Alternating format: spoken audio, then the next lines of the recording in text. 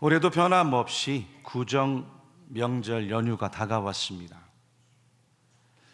어느 텔레비전 가족 프로그램에서 명절 연휴를 맞이해 80대 노부부께서 출연을 하셨어요. 사회자가 할머니에게 물었습니다. 할머니, 무슨 소원이 있으십니까? 그랬더니 할머니 하시는 이야기가 할아버지와 평생을 경상도에서 태어나고 자라고 함께 살아오시느라고 사랑한다는 이야기를 한 번도 못 들어봤다는 거예요. 여보 사랑해, 당신 사랑해, 이 사랑한다는 이야기를 한 번도 못 들어봤대요. 소원이 있다고 하면 지금 이 시간 단 한 번만이라도 사랑해 라는 말을 들어보는 게 소원이라고 했어요. 그 할머니 소원을 들은 사회자가 할아버지에게 강요 비슷하게 부탁을 했습니다. 어르신, 이왕 방송에 나오셨는데 사랑해라고 단 한 번만, 딱 한 번만 말씀해 주시면 안 될까요? 그 모습을 지켜보던 많은 방청객들도 우레와 같은 박수를 치면서 할아버지에게 격려를 하고 요청을 했어요. 분위기에 휩쓸린 할아버지께서 한참을 쭈뼛쭈뼛 망설이다가 마침내 입을 여셨습니다. 지도 알기다.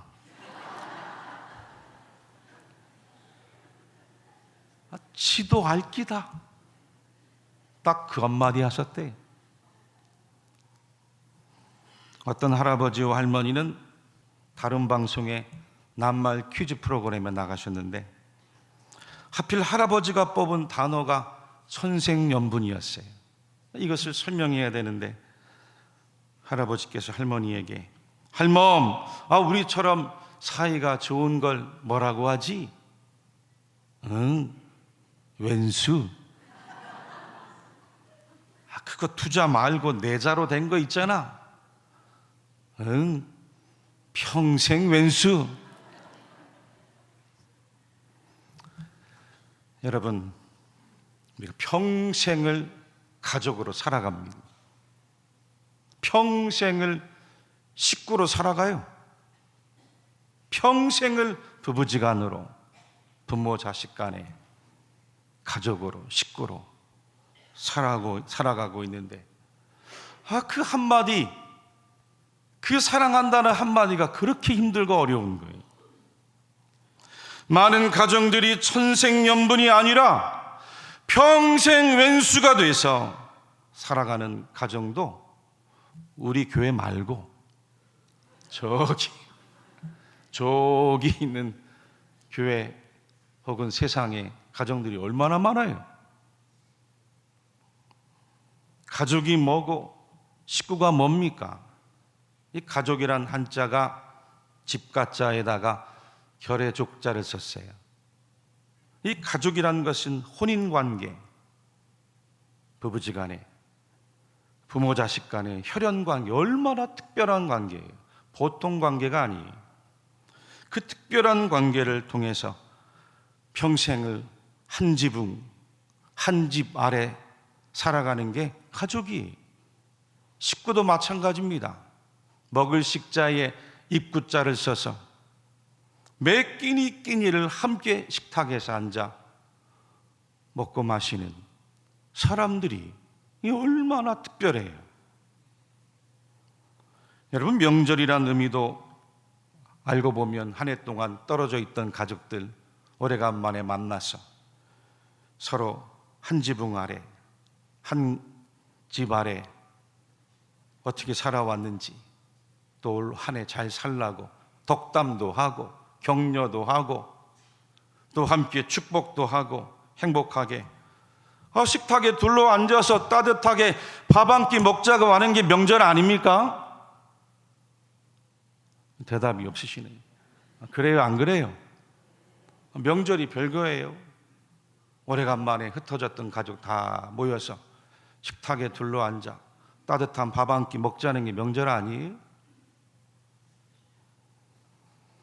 그런데 이래야 될 행복의 자리가 대신 서로 더 큰 아픔을 주고 더 큰 상처를 주고 가족이 아니라 정말 왼수가 되어서 살아가는 가슴 아픈 일들이 왜 그렇게 많은지 알 수가 없어요. 오늘 읽은 본문 36절에도 사람의 원수가 자기 집안 식구리라. 사람의 원수가 자기 집안 식구리라. 예수님의 말씀입니다. 왜입니까? 어째서 가족이 사랑하는 식구가 아니라 원수로, 그것도 평생을 원수로 고통 가운데 지내야 하는 일들도 우리에게 일어나는 거예요. 왜 이러한 일들이 가족 안에서 식구들끼리 일어나느냐는 거예요. 가깝기 때문에 그래요.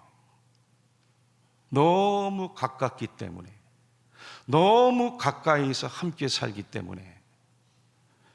오늘 34절로 36절에 예수님께서 제자들에게 들려주신 말씀입니다. 함께 말씀을 읽어보겠습니다. 내가 세상에 화평을 주러 온 줄로 생각하지 말라.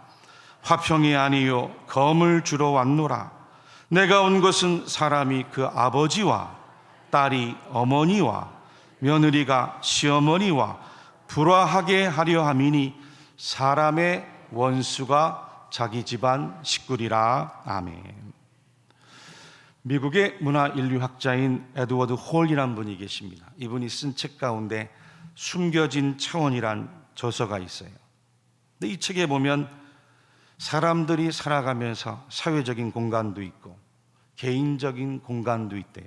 이 사회적 공간, 개인적인 공간을 인간이 지각하는 것이 중요하다라고 이야기했습니다. 공간도 일종의 언어라고 이야기했습니다. 사람들의 언어가 단순한 의사 전달이 아니라 사람의 생각과 사고를 형성하는 수단인 것처럼 사람이 거하는 공간, 사람 사이의 거리, 이 또한 상호간에 아주 중요한 커뮤니케이션의 매개가 된다는 거예요. 그러면서 인간이 관계를 형성하고 살아가는 사회적 공간의 거리를 모두 네 가지로 분류했습니다. 첫 번째 거리는 공적인 거리가 있죠. 공적인 거리. 이 공적의 거리는 약 360cm의 거리입니다. 이것을 상징적으로 이야기하면 무대가 있으면 무대 아래 객석이 있죠. 그 거리가 약 360cm라는 거예요. 그래서 여러분, 오늘 우리가 예배드리면서 제가 말씀을 전하는 이 강단에서 여러분들이 앉아있는 이 성전의 자리, 앞자리의 거리도 약 360cm가 되는 겁니다. 그래야 편하다는 거예요. 공적인 거리가. 그런가 하면 사회적 거리도 있죠. 120에서 360cm 안에 있는 거리. 이 사회적 거리니까 직장에 나가서, 사회에 나가서, 일터에 나가서 사회생활을 할 때 필요한 거리가 120에서 360cm에 거하고 있다는 거예요. 그러지 않으면 공적인 거리가 돼요. 그 아래로 들어오면 사적인 거리가 되고 사회적 거리.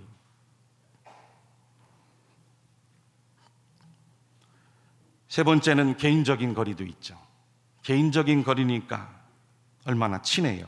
아주 친한 친구라든지 잘 아는 지인과 함께 관계를 맺고 살아갈 때 그 거리 공간이 45cm에서 120cm 안에 있다는 거죠. 그래야 함께 다정하게 대화를 할 때 대화를 주고받을 수 있잖아요. 마지막 네 번째 거리가 있는데 아주 친밀한 거리가 있죠. 친밀한 거리는 0에서 거리가 없는 거죠. 45cm 안에 들어와 있는 제일 가까운 거리인데 어떤 관계의 거리일까요? 부부지간의 거리, 또 부모와 자식 간의 거리, 가족의 거리, 연인 사이의 거리. 연인이라고 하면서 360cm, 3m 60 건너에 있으면 그게 연인입니까? 이 가운데 그런 분이 있어요? 인간관계에서 가장 가까운 사이의 사람들이 바로 가족이고 부부고 연인인 거예요. 에드워드 홀은 이처럼 사람들 사이의 관계는 곧 친밀한 정도에 따라서 개인적인 공간에, 사회적인 공간에 거리를 두고 살아간다고 밝혔어요. 무슨 뜻입니까? 가족만큼, 식구들만큼 가까운 인간관계의 거리가 세상에는 없는 거예요. 그러니까 너무 가까워서 말로도 상처를 주고 행동으로도 상처를 주고 너무 가깝게 살아오니까 쉽게 대하면서 상처를 주게 되는 거죠. 저 멀리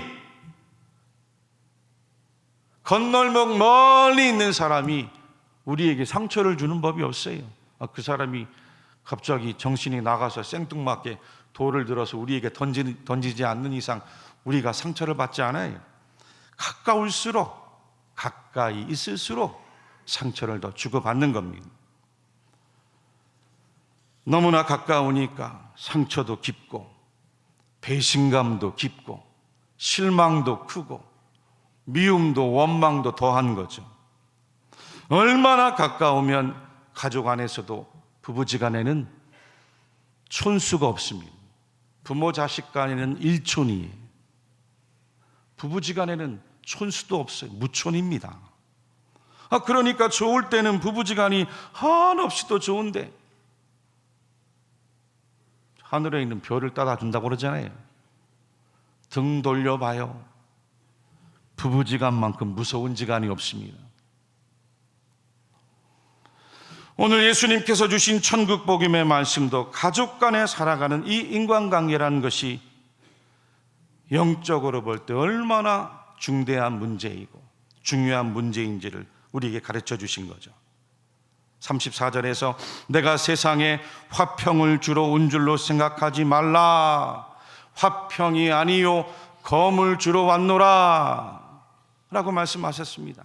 이 말씀을 문자적 그대로 해석하면 마치 주님이 세상에 불화를 주기에 오시고 싸움을 주기 위해 오시고 서로가 서로에게 미움을 주고 죽고 죽이는 검을 주러 오신 분으로 오해하기가 쉽습니다만 그렇지 않습니다. 하나님의 천국 복음의 진리의 말씀을 더욱 깊이 강조하기 위해 예수님께서 흔하게 사용하신 반어법입니다. 예를 들면 이 말씀 말고도 복음서 안에는 주인의 회계 장부를 속인 불의한 청지기 비유가 있잖아요. 그 불의한 청지기의 지혜만큼이라도 지혜로우라는 거예요. 강조하기 위해서 역설적으로 말씀을 전해주신 거죠. 과부의 청이 괴로워서 그 요구를 두어 주었다는 불의한 재판관의 비유도 마찬가지지 않습니까? 얼마나 매일 와서 들어달라고 눈물로 요구를 했으면 그 요구를 들어주냐는 거예요. 불의한 재판관인데 나중된 자가 먼저 되고 먼저 된 자가 나중되었다는 포도원 품꾼의 비유도 마찬가지고 99마리의 양 대신에 길 잃어버린 한 마리의 양을 찾아 나섰다는 그 말씀의 비유도 그렇습니다. 예수님의 반어법 말씀이 많이 등장하는데 그 반어법을 통해서 예수님이 전하시고자 의도하신 그 복음의 진리를 더 선명하게 드러내시기 위한 강조였습니다. 그러니까 오늘 말씀은 예수님이 오신 이유가 우리 가정에 불화를 주고 다툼을 주기 위해 오셨다는 뜻이 아니에요. 인생은 누구나, 가정은 누구나 잘못하고 실수하고 넘어지면 집안의 식구가 원수가 되고 사람의 원수가 가족이 될 수 있는 가능성을 주의해서 잘 살펴라. 조심해라. 가족들을 막 대하지 말아라. 더 소중하게 대하라. 아껴주고 대하라. 사랑하고 대하라 라고 하는 말씀을 강조하는 거죠. 다 가능성이 있다는 거예요. 너무 가까우니까. 믿습니까? 할렐루야. 교회 여러분들, 우리 예수님도 가족 때문에 상처를 받으신 분이에요. 예수님이 어떤 상처를 받으셨어요? 가족들이 예수님을 믿지 않았습니다. 예수님께서 공생애를 시작하면서 저 유대 땅 북부 갈릴리에서부터 남쪽에 있는 예루살렘 베들레헴까지 3년간 복음을 들고 제자들과 함께 열심히 전하는데 정작 예수님의 친족 가족들은 예수님을 믿지 않았어요. 공생애 전까지 함께 살아온 예수님 가족으로만 생각하는 거예요. 하나님의 아들로 구원자로 메시아로 오신 것을 믿지 않았습니다. 가족들만 믿지 않았습니까? 예수님과 함께 자란 그 고향 마을 사람들도 예수님을 믿지 않았습니다. 마가복음 3장이죠. 집에 들어가시니 무리가 다시 모임으로 식사할 겨를도 없는지라 예수의 친족들이 듣고 그를 붙들러 나오니 이는 그가 미쳤다 함일러라. 예수님이 말씀을 전하고 복음을 전하는데 친족들이 예수님을 향해서 미쳤다고 해요. 미쳤다고. 믿지 않은 겁니다. 요한복음 7장에도 그 형제들이 예수께 이르되 당신이 행하는 일을 제자들도 보게 여기를 떠나 유대로 가소서. 스스로 나타나기를 구하면서 묻혀서 일하는 사람이 없나니 이 일을 행하려 하거든 자신을 세상에 나타내소서 하니 이는 그 형제들까지도 예수를 믿지 아니함이로라. 형제들도 예수를 믿지 않았어요. 드러내놓고 예루살렘에 가고 대도시에 가서 한번 정말 그리스도인가를 나타내 보라는 거예요. 의심하고 믿지 않았기 때문에 그래요. 마태복음 13장 53절에서 58절에는 예수께서 이 모든 비유를 마치신 후에 그곳을 떠나서 고향으로 돌아가사 그들의 회당에서 가르치시니 그들이 놀라 이르되 이 사람의 이 지혜와 이런 능력이 어디서 났느냐? 이는 그 목수의 아들이 아니냐? 그 어머니는 마리아, 그 형제들은 야고보, 요셉, 시몬, 유다라 하지 않느냐? 그 누이들은 다 우리와 함께 있지 아니하냐? 그런즉 이 사람의 이 모든 것이 어디서 났느냐 하고 예수를 배척한지라. 예수님의 고향 사람들도 예수님을 믿지 않고 배척한 거예요. 나가라고 했어요. 예수께서 그들에게 말씀하시되 선지자가 자기 고향과 자기 집 외에서는 존경을 받지 않음이 없느니라 하시고 그들이 믿지 않음으로 말미암아 거기서 많은 능력을 행하지 아니하시니라. 하나님의 말씀이 증언을 합니다. 교회 여러분들, 우리 예수님도 인성을 입으셨기 때문에 가족들이 예수님을 믿지 않으니 얼마나 마음이 괴롭고 아프고 상처를 받으셨을까요? 가깝기 때문에. 할렐루야. 더 조심해야 되는 거예요. 얼마 전에도 어느 집사님 네 분이 목양실에 오셔서 잠깐 기도를 받고 가셨습니다.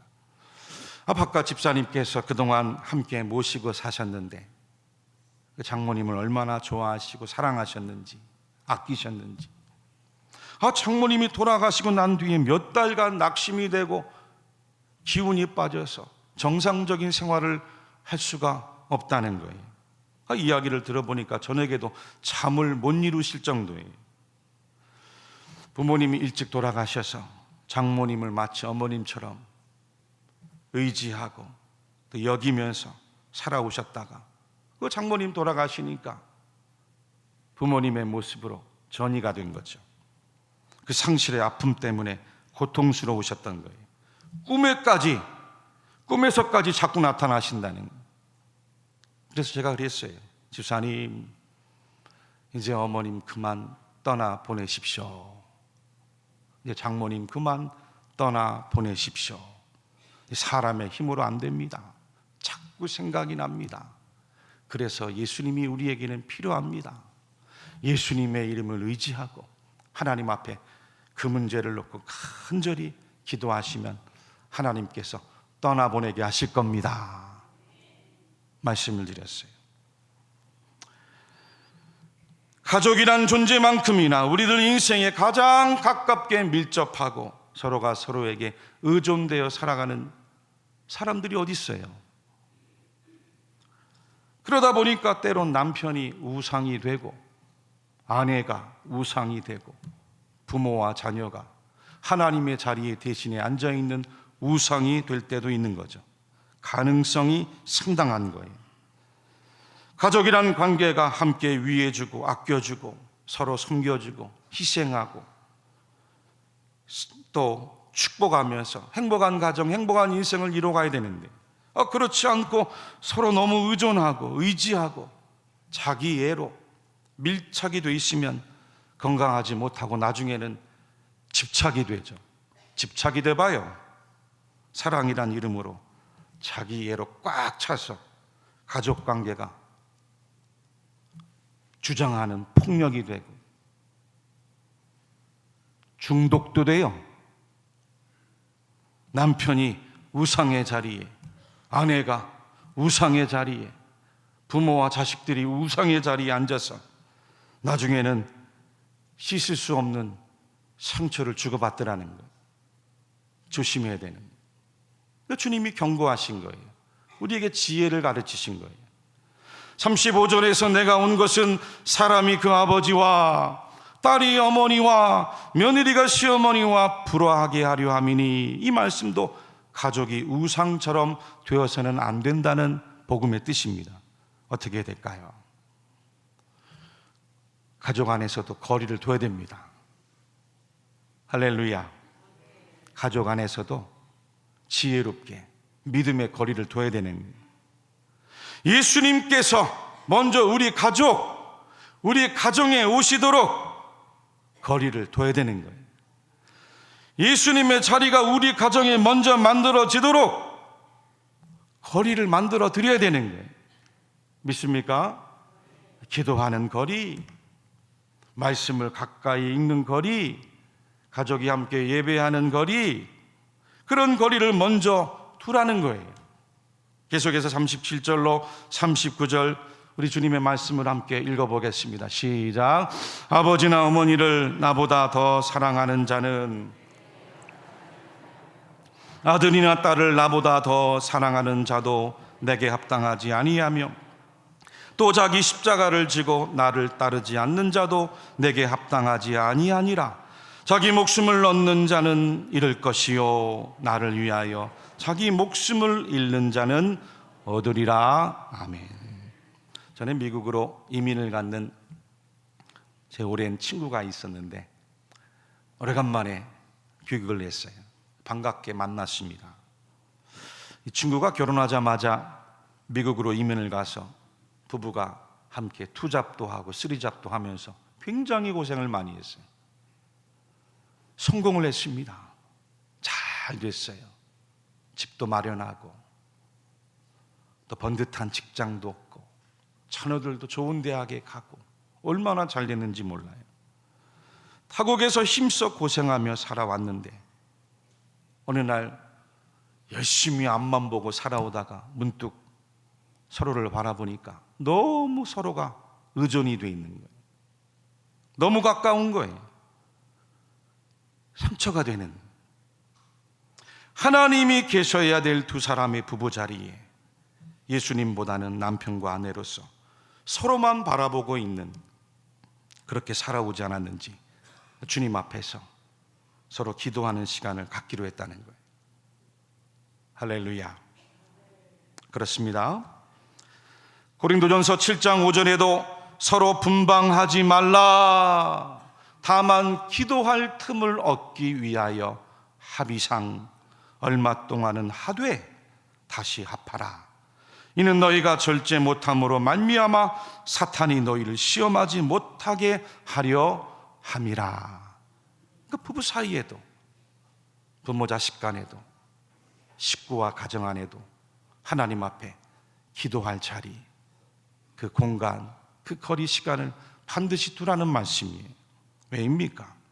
여러분, 하나님께서 예수 그리스도를 이 땅에 구원자로, 하나님의 아들로, 메시아로 보내주신 이유는 분명합니다.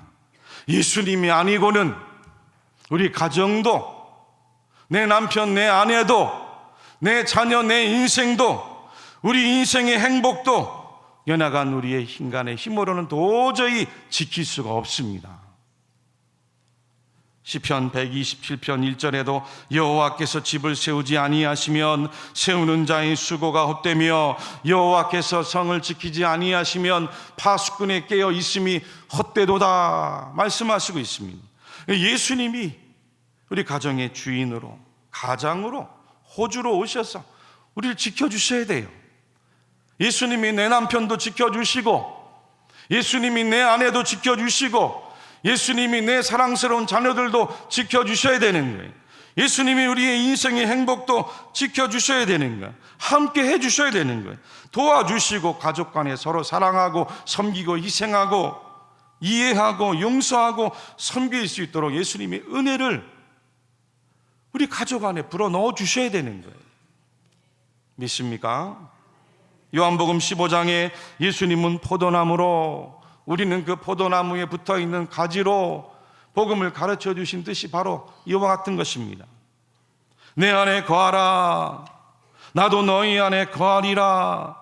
가지가 포도나무에 붙어있지 아니하면 스스로 열매를 맺을 수 없음같이 너희도 내 안에 있지 아니하면 그러하리라. 나는 포도나무요, 너희는 가지라.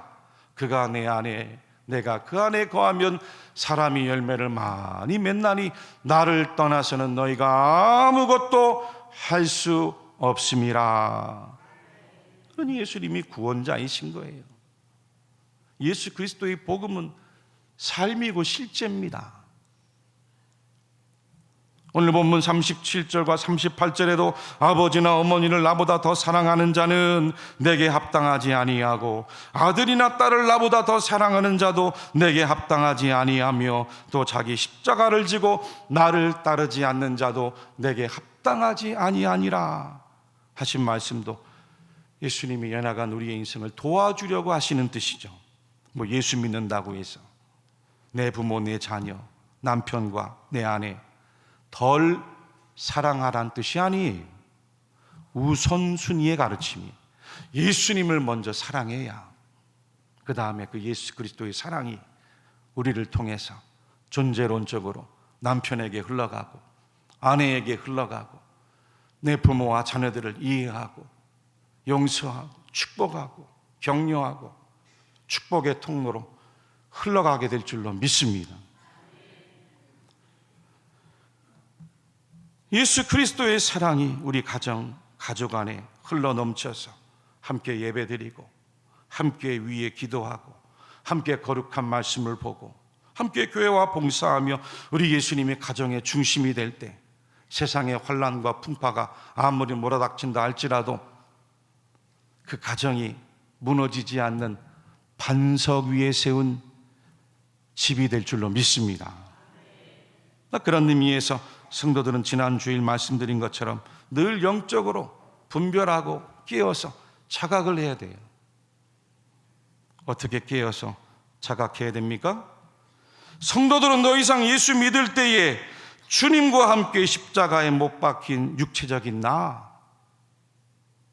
세상 사람들처럼 육체적인 생명으로만 사는 존재가 아니라는 거예요. 예수 그리스도의 부활로 주님께로부터 받은 새 생명, 그 영적인 생명을 얻은 사람인 것을 잊지 말라는 거예요. 새로운 영적인 생명으로 살라는 거예요. 육적인 생명으로만 살지 말고 영적인 생명으로 살라는 거예요. 예수님과 더불어서 영적인 생명으로 살아가는 존재가 바로 우리인 것을 잊지 말라는 거예요. 그 뜻이 마지막 39절에 주님이 이렇게 말씀하셨어요. 같이 한번 39절 말씀을 읽어보겠습니다. 시작. 자기 목숨을 얻는 자는 잃을 것이요 나를 위하여 자기 목숨을 잃는 자는 얻으리라.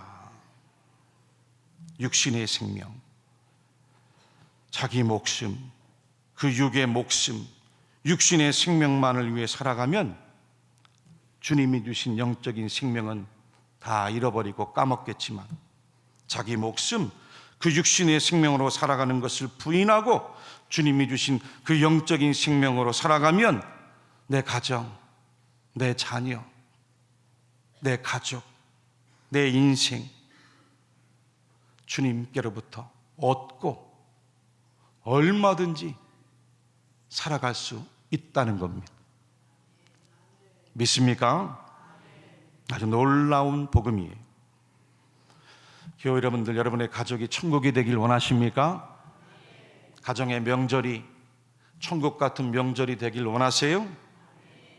육적인 목숨, 육체적인 생명으로 가족 안에 살아보아 보세요.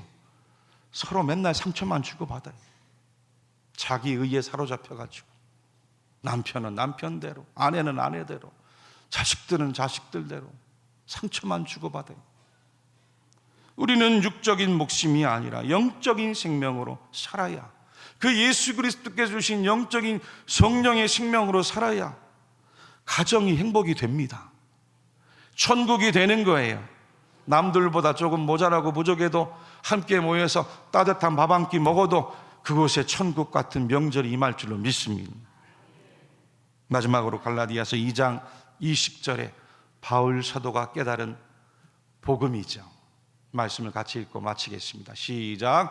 내가 그리스도와 함께 십자가에 못 박혔나니 그런즉 이제는 내가 사는 것이 아니 오직 내 안에 그리스도께서 사시는 것이라. 이제 내가 육체 가운데 사는 것은 나를 사랑하사 나를 위하여 자기 자신을 버리신 하나님의 아들을 믿는 믿음 안에서 사는 것이라. 아멘.